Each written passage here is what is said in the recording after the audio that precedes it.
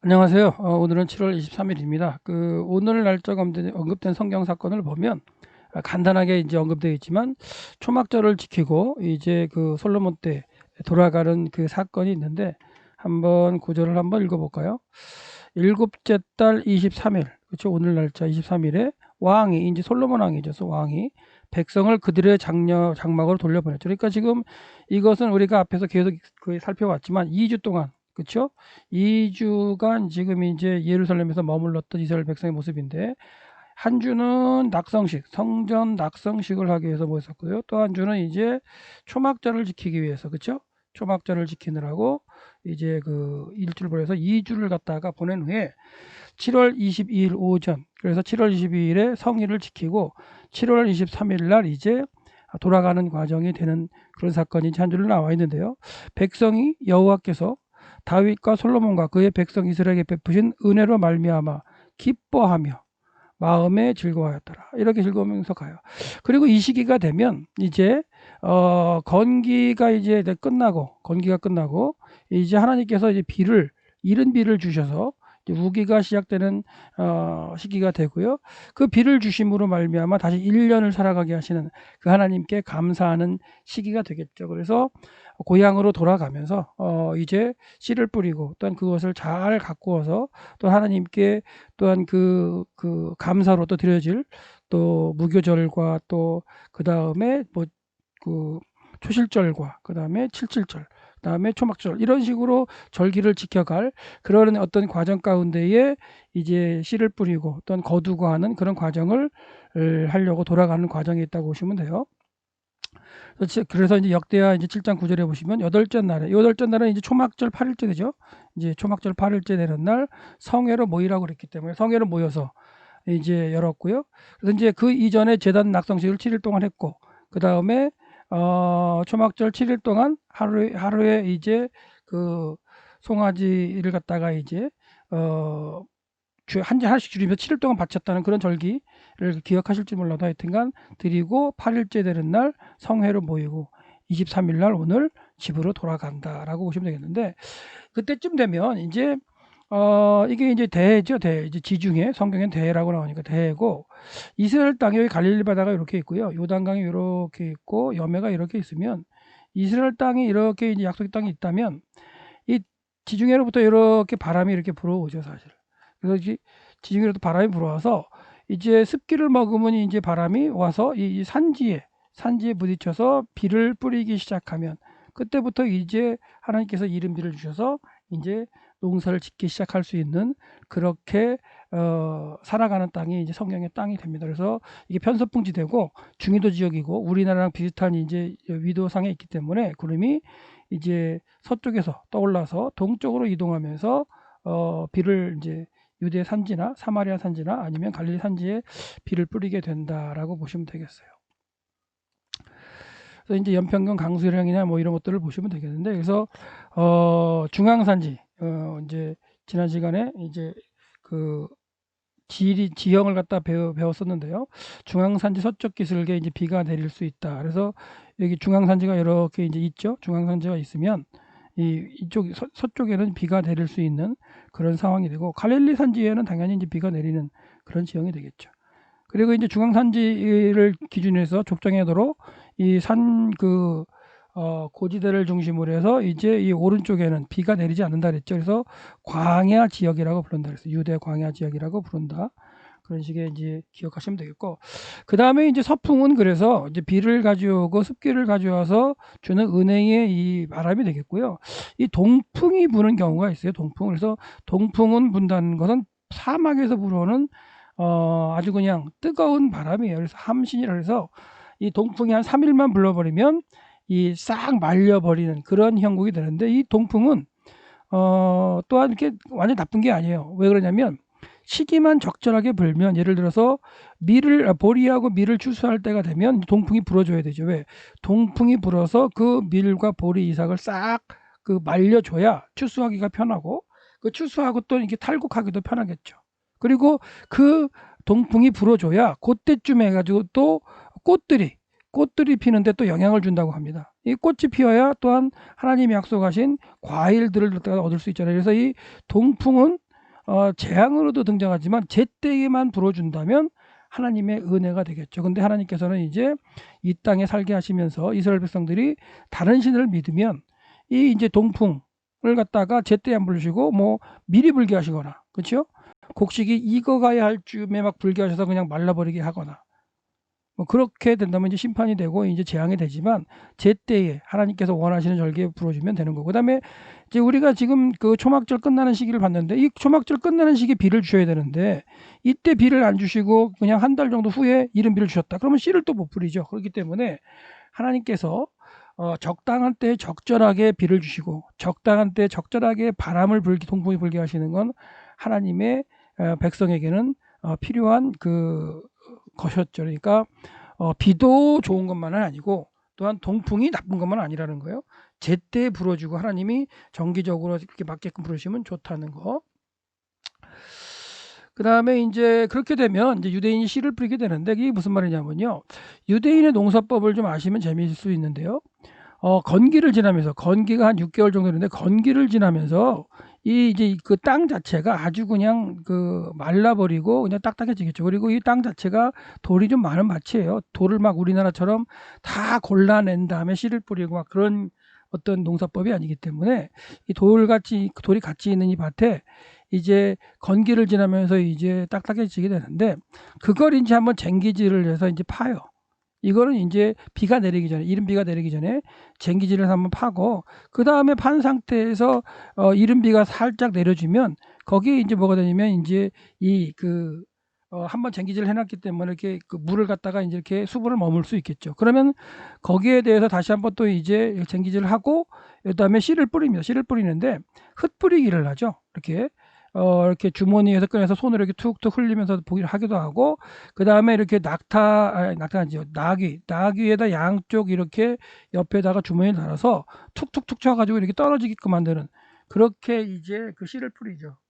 그러니까 흩뿌리기 하다 보면 그 뿌리는 그 씨들이 바람이 살짝 날려가지고 이 고랑이나 이랑 이거 뿌려지지 않고 다른 곳에 날아갈 수도 있고 이런 상황이 되서 그 씨를 뿌린 다음에 다시 한번 쟁기질을 해요.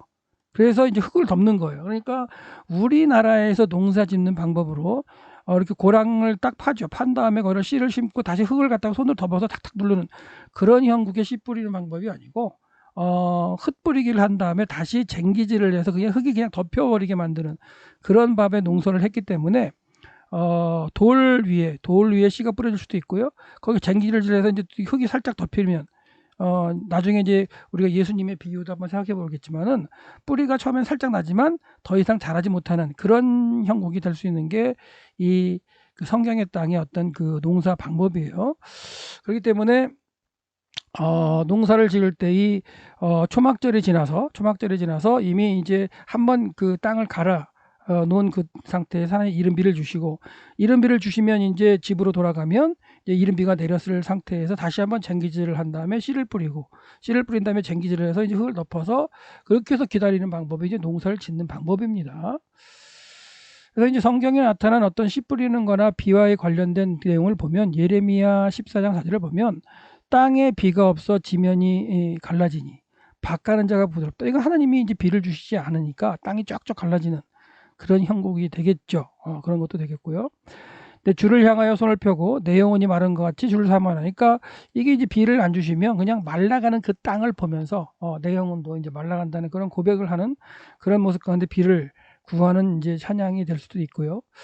그 다음에 이제 그런 모습 가운데 이제 그 마른 땅 같다. 예수 그리스도님을 갖다가 이제 예수 그리스도를 표현할 때, 이사야가 표현할 때 마른 땅에서 나오는 줄기. 이게 얼마나 참 그 힘들게 나오겠어요. 그 씨를 뿌려놨는데 그 이후에 이제 비가 더 와줘야 되는데 비가 오지 않아가지고 땅이 마른 상태에서 그냥 순이 나오는데 그게 얼마나 이 보잘것없고 그냥 이렇게 아주 그냥 약한 모습으로 나오느냐. 그런 걸 갖다가 이제 얘기를 하면서 예수 그리스도는 고운 모양도 없고 풍채도 없은즉 우리의 보기에 흠모할 만한 그런 모습이 없다고 이제 이사야가 이제 53장에서 예수 그리스도에 대해서 이제 그 예언하는 그 내용에도 이렇게 건기 내지는 또 이렇게 비가 없는 그 다음에 땅의 모습, 밭 가는 이런 모습도 한번 연상하면서 그 예수 그리스도의 모습을 연상할 수 있도록 이제 얘기하고 있다는 거예요. 요거는 이제 쟁기질을 하는데 낙타를 가지고 쟁기질을 하죠. 보시면 밭이 돌이 많습니다. 돌을 다 일일이 다 너무나 많아서 꺼내지도 않아요. 그리고도 그냥 씨를 뿌리는 그런 어떤 농사법을 하죠. 그래서 예수님의 씨 뿌리는 비유를 잠깐 보시면 우리 아주 유명한 비유죠. 그래서 예수님께서 비유를 말씀하실 때 씨 뿌리는데 덜어는 길가에 뿌려진다는 거예요. 그리고 이제 얇은 돌밭에 이제 흙이 얇은 돌밭에 뿌려지기도 하고 그 다음에 이제 가시밭에 뿌려지기도 하죠. 가시밭에 떨어지기도 하고 그렇죠? 그 다음에 이제 좋은 땅에도 떨어진다는 얘기를 했는데 이런 형태가 우리 그 성경의 땅에 가서 그 밭을 보면 이해가 돼요. 그래서 건기 동안에 밭이 이제 그 관리가 안 되기 때문에 그 건기 동안에 그냥 그 밭이었던 곳으로 이제 사람들이 왔다 갔다 하면 거기도 이제 길이 되는 거예요. 밭 자체에 이제 길이 나는 거죠. 그러면 거기에 이제 흩뿌리기를 하니까 떨어지기도 하고 아까도 얘기했지만 돌을 골라내지 않으니까 돌 위에 이렇게 이제 씨가 뿌려지고 흙이 덮이는 상태가 되는 그런 이제 얇은 돌밭에 떨어진 그 씨가 흙이 덮였다가 이제 씨를 그 뿌린 상태에서 싹이 나오긴 하지만 습기가 있으니까요. 이른비를 통해 나오긴 하지만 뿌리를 내리지 못해서 이제 죽는다는 거. 그래서 해가 도는 곧 뿌리가 없어서 이제 말라서 이제 죽는 거. 근데 가시떨기에 떨어지는 것도 뭐냐면 밭 옆에도 이제 그 관리를 하지 않은 이런 가시떨기가 나죠. 흩뿌리기를 하기 때문에 그 씨가 날아가서 가시떨기 이제 떨어지기도 하는데 거기서는 이제 자라지만 가시떨기 때문에 또한 이제 그 영양분을 받지 못해서 이제 자라지 못하는 그런 경우가 있고요. 그다음에 좋은 땅이라는 건 뭐예요? 이렇게 이제 그 밭을 갖다가 이락을 갖다 일러 가지고 씨를 갖다 뿌렸는데 거기에 떨어지는 거죠. 그래도 그나마 그 돌도 아니고 흙인 위치에 떨어지고 그다음에 이렇게 해서 이제 쟁기질을 해서 흙을 덮었을 때 잘 덮여진 이런 형태의 떨어진 씨들은 이제 30배, 60배, 100배의 결실을 맺는다라고 말씀하시는. 그렇다면 이 말씀을 하시면서 귀 있는 자들은 들으라라고 말씀하셨어요. 그렇다는 얘기는 이 말씀 가운데 씨는 문제가 없죠. 예, 씨는 문제가 없어요. 씨는 문제가 없고 뭐가 문제가 되냐면 씨가 떨어지는 밭에 대한 문제죠. 길가인데 돌밭인 곳 가시밭에 이런 어떤 밭의 문제이지 씨가 씨가 잘못된 건 아니죠. 그러니까 씨가 떨어지는 그 밭의 중요성에 대해서 좀 말씀하고 계시는데 이 말씀을 하셨을 때 이 그 유대인들은 그 농사를 어떤 짓는 상황, 당시의 상황을 잘 알기 때문에 이 말씀의 의미를 정확하게 알 수가 있었어요. 그래서 우리 이 시대로 생각한다면 진짜 누가 길가에 씨를 뿌리고 돌밭에 씨를 뿌려 가시밭에 뿌리겠어요. 그러니까 억지스러운 예수님의 어떤 그 비유 같지만 그 당시에 유대인들 이스라엘 백성들의 삶 가운데에서는 이게 당연한 방법이었고 당연한 비유였고 억지가 아니고 비유법도 아니고 그들이 살아가는 생활 가운데서 깨달아야 할 말씀을 이제 비유로 말씀하셨고 그러면서 귀 있는 자는 이제 깨달아라 이런 표현을 하셨어요. 귀는 또 다 없는 게 다 있잖아요. 그러니까 들을 귀 있는 자가 듣겠죠. 그러니까 예수님께서 하시는 말씀에 대해서 좀 그 당시의 문화로 본다면 좀 이해가 되겠죠. 그래서 이제 그 당시에 이제 팔레스타인의 성경시대의 밭을 보면 밭이 좀 부족해가지고 가능한 곳은 다 넓든 좁든 산지든 개간을 했어요. 그리고 이제 돌이 이제 유독 많기 때문에 다 골라내지 않았다는 거. 그래서 돌을 이제 큰 돌을 웬만큼 골라내서 이제 밭의 경계를 만든다든가 아니면 짐승들이 못 올라오게 만든다든가 이런 식으로 하는. 그리고 이제 비가 또 내리면 또 이제 흙이 또 유실될 수 있기 때문에 그 유실되는 걸 막는 그런 정도의 어떤 모습으로 이제 만들었는데 이따가 사진 한번 보고요. 그리고 이제 돌이 너무 많아서 이제 곡식 농사를 짓지 못하면 그 거친 땅에서 잘 자라는 포도를 심기도 했죠. 그래서 아까도 말씀드렸지만 건기 때에는 이제 밭으로 막 사람들이 다녀서 길이 되기도 했다. 그런 식으로 생각하시면 되겠고요. 요건 제가 이제 갈릴리 지역에 있는 밭을 갖다가 들어가서 찍은 거예요. 찍었는데 돌들이 많죠. 이게 밭이에요. 이걸 또 이제 가른 상태에서 흙뿌리기로 이제 씨를 뿌리는 이런 모습이 되고 지금은 또 이런 밭이 또 아니죠. 밀밭 같은 데는 기계화 작업을 해가지고 요즘은 기계로 농사를 짓기 때문에 또 잘 정비된 그런 밭들이 있는데 제가 찍은 밭은 이제 예전 그 성경시대의 밭을 좀 연상할 수 있는 그런 식의 밭들을 좀 찍은 거고요. 그다음에 요거는 이제 사마리아 지역에 있는 이제 밭의 모습인데 산지에도 이렇게 비탈에 이렇게 밭을 갖다가 조금이라도 이제 그 평평하게 만들어서 그 계단식 밭을 갖다가 만드는 걸 볼 수가 있죠. 그다음에 이것도 마찬가지죠. 예. 그래서 이렇게 이제 여기 올리브 나무를 갖다가 심었나요? 예, 올리브 나무를 심기도 하고, 그 다음에 이제 뭐 포도나무도 심기도 하는데 여기 포도는 아니고 올리브를 주로 심었던 모습이고요. 그래서 이제 하나님께서도 뭐라고 말씀하시냐면 이 땅에 씨를 뿌리고 뭔가 이렇게 얻으려고 한다면 땅을 기경을 해야 되죠. 그래서 호세아 선지자는 하나님을 떠나서 북이스라엘 백성들이 이제 다른 신을 섬기고 하나님을 갖다가 멀리하고 그럴 때 너희가 자기를 위하여 의를 심고 긍휼을 거두라. 지금은 여호와를 찾을 때니 너희 묵은 땅을 기경하라. 그렇게 말씀하시면서 이 묵은 땅이라는 것을 갖다가 보이는 땅을 기경해서 다 사람들이 농사를 졌지만 이 묵은 땅이라는 게 뭘까요? 이스라엘 백성의 어떤 생각이나 마음, 그 마음을 너희들이 기경을 해라. 그랬을 때 하나님의 씨를, 하나님의 말씀을 뿌려서 깨닫게 하고, 그리고 마침내 이제 씨를 뿌린 다음에 여호와께서 이제 의를 비같이 내리셔서 그것을 자라게 하고 성장하게 하겠다는 그런 말씀으로 또 호세를 통해서 선포하시는 과정도, 이것도 이제 농사법과 연관되어서 이해될 수 있는 말씀을 하고 계시죠. 그래서 이제 우리가 생각해 본다면 그 이 시대의 그 농사법이나 뭐 절기라든가 우리의 경험, 이런 걸 가지고 성경 시대의 말씀을 생각해 본다면 좀 이제 오해가 될 만한 것들이 있다는 걸 한번 고민을 하시면서 성경을 갖다가 연구할 때에 우리 시대의 개념이 아니라 성경 시대의 상황과 그 다음에 지리적인 여건과 그리고 그런 어떤 그 문화적인 배경, 그 다음에 역사적인 배경, 이런 걸 이해하시면서 성경을 보고 좀 이해하시면 좋겠다, 그런 마음 가운데 오늘은 7월 23일 날 그 솔로몬이, 그렇죠?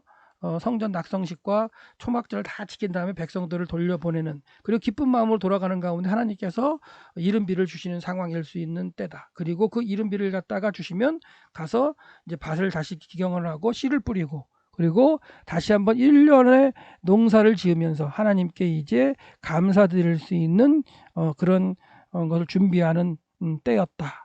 라고 정리를 해드리면 되겠습니다. 그래서 오늘 사건 7월 23일 날 사건도 여러분이 기억하셔서 7월 1일부터 지금 저와 함께 이렇게 이제 성경의 이제 하루하루 사건들을 살펴보고 있는데, 여러분들이 이렇게 지난 과정을 이렇게 쭉 한번 날짜별로 이렇게 기록하고 묵상해 보셔도 좋을 것 같아요. 그래서 이게 이제 한 1년만 지나가면 여러분의 어떤 그 큰 어떤 무기가 될 수도 있고, 우리 목회자들께서 들으신다면 매일 또 이렇게 들으시면서 성도들에게 좋은 꼴을 나눠줄 수 있는 그런 시간이 되셨으면 좋겠습니다. 오늘도 코로나로 힘든 과정 가운데 또 여러 곳이 또 이제 예배 드리는 상황도 되지 않죠.